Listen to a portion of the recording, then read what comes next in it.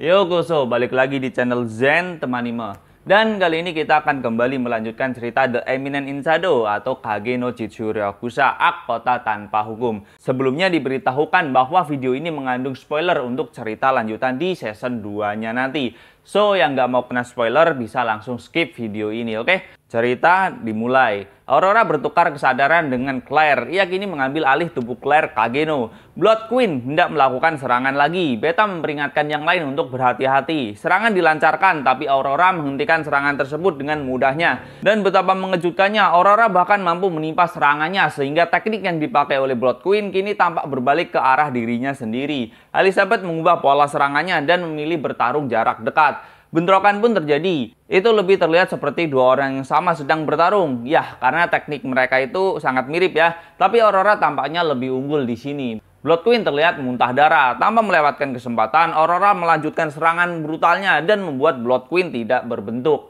Sayangnya meski sudah unggul dan bahkan masih banyak kekuatan yang belum sempat ditunjukkan, tapi tubuh Claire sudah tidak mampu untuk menahannya lagi. Lebih gawatnya lagi, Blood Queen juga belum benar-benar mati. Ia mulai meregenerasi tubuhnya kembali. Orang-orang jadi panik dan kehilangan harapan. Mary berinisiatif untuk memasang badan agar yang lain punya kesempatan untuk melarikan diri. Tapi Aurora berkata tidak perlu melakukannya. Ternyata semua sudah masuk dalam rencana Aurora, yakni untuk menahannya sampai si Shadow tiba. Dan benar saja, MC yang kita tunggu-tunggu muncul dengan pose yang keren.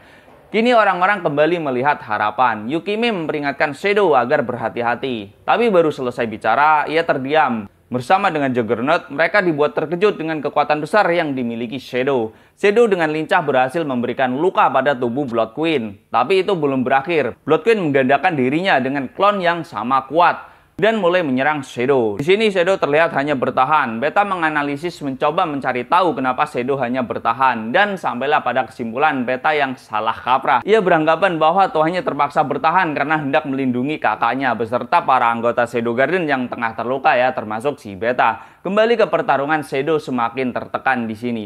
Ia terpental sampai menghancurkan tembok. Beta yang melihatnya pun sangat khawatir sampai berlinang air mata. Kemudian kita melihat flashback masa lalu Beta. Sama seperti kebanyakan anggota Shadow Garden, latar belakang Beta juga tidak jauh berbeda. Ia dibuang oleh keluarganya karena penyakit kerasukan yang ia derita. Setelah bergabung dengan Shadow Garden, ia hanya mengikuti perintah si Alpha. Tapi Beta tidak pernah terbiasa untuk membunuh orang, meski tahu bahwa yang dibunuhnya adalah seorang penjahat sekalipun. Ia selalu bermimpi buruk tentang orang-orang yang dibunuhnya. Tapi kemudian Shadow menemuinya. Ia lalu bercerita berbagai judul cerita dongeng dari dunianya. Hari demi hari, belahan mimpi buruk Beta mulai sirna.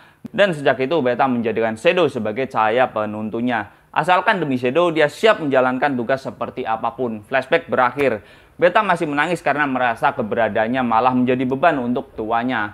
Tapi yang sebenarnya terjadi, Shadow kerepotan bergerak karena ulahnya sendiri ya. Dia membawa terlalu banyak uang di bajunya. Dan setelah mengosongkan itu, ia jadi bebas untuk bergerak. Bahkan serangan Blood Queen kini tidak satu pun dapat menyentuh tubuh Shadow. Juggernaut dan Yukihime makin takjub ya dengan kekuatan si Shadow. Shadow tampaknya bisa membaca kemampuan Elizabeth.